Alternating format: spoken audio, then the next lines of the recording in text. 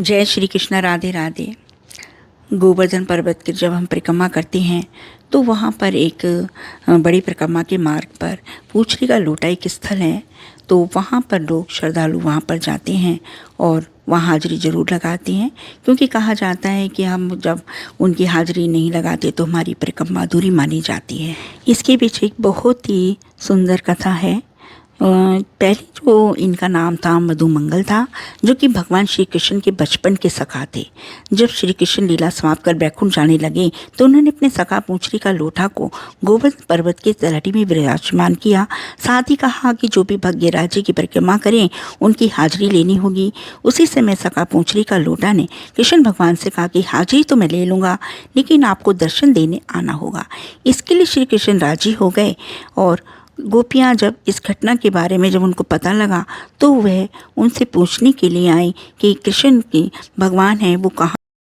गोपियों ने कृष्ण भगवान को पूरे ब्रजमंडल में ढूंढा, लेकिन वे कहीं नहीं मिले। उसके बाद उनको श्री कृष्ण के सखा पूछरी के लोटा के बारे में जानकारी मिली तो उनसे पूछने के लिए आई। इस दौरान एक सखी दूसरी सखी से बोली पूछरी, तो दूसरी ने तीसरी को बोला तू पूछरी। उसके बाद वे वहाँ से लौट गईं।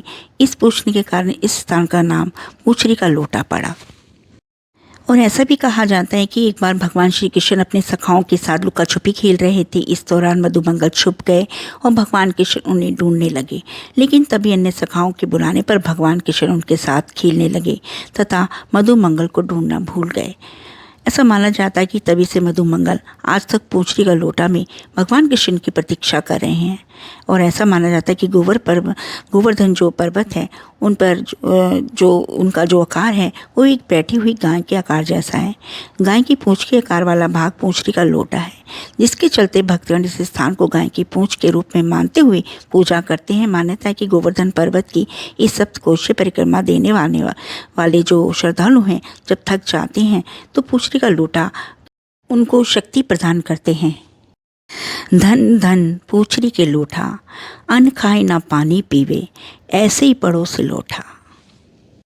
ये जानकारी आपको कैसी लगी है आप मुझको ये कमेंट्स करके अवश्य बताएं और मेरे चैनल को आप सब्सक्राइब कर लें, लाइक करें। जय श्री कृष्ण। राधे राधे।